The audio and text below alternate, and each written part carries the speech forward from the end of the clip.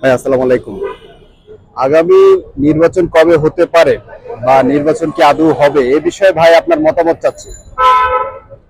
আপনাকে ধন্যবাদ। আপনি তো জানেন যে মাননীয় প্রধান উপদেষ্টা এবং আমাদের ভারপ্রাপ্ত চেয়ারম্যান মহোদয়ের সাথে লন্ডনে যে বৈঠক হয়েছে, ওখানে সরকারিভাবে যে আনুষ্ঠানিকভাবে সরকারের পক্ষ থেকে ঘোষণা দেওয়া হয়েছে যে ফেব্রুয়ারির মধ্যে 26শে ফেব্রুয়ারির মধ্যে ইনশাল্লাহ জাতীয় নির্বাচন হবে। আকাঙ্ক্ষিত নির্বাচন, যে নির্বাচনের জন্য গত 17 বছর ফেসিবাদ বিরোধী আন্দোলন করতে গিয়ে, মানুষ ভোটের অধিকার প্রতিষ্ঠা করতে গিয়ে আমাদের প্রিয় নেত্রী দেশনেত্রী বেগম খালেদা জিয়ার নেতৃত্বে যে আন্দোলন সংগ্রাম হয়েছে, সেখানে আমাদের হাজার হাজার নেতাকর্মী শহীদ হয়েছেন, গুমের শিকার হয়েছেন।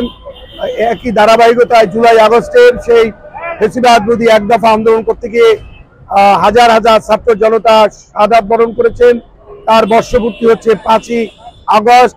স্বাভাবিক কারণে আমরা আশা করি এই সরকার ফেব্রুয়ারির মধ্যে নির্বাচন দেবে। মানুষের যে প্রত্যাশা, জুলাই আগস্টের যে মানুষের স্বপ্ন, সেই স্বপ্ন যে মানুষের ভোটের অধিকারের মাধ্যমে মানুষ ভোট প্রদান করে তার অধিকার প্রতিষ্ঠা করবে এবং মানুষ ফেসিস্ট খুনি হাসিনার যে নবনির্বাচিত সরকার আসবেন, তারা সেই ফেসিবাদ বিরোধী আন্দোলনে যারা শহীদ হয়েছেন তাদের সকল হত্যাকাণ্ডের বিচার করবেন এবং এই ফেসিস্ট হাসিনা বাংলার মাটিতে যত জুলুম করেছে সকল জুলুমের বিচার হবে।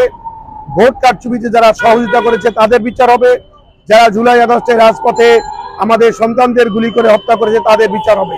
এবং এইটা অর্থনীতির চাকা ঘোরাবার জন্য, অর্থনৈতিক সমৃদ্ধির জন্য, গণতন্ত্রের জন্য, সর্বোপরি এদেশের মানুষের অধিকার প্রতিষ্ঠার জন্য ভোটের কোনো বিকল্প নাই।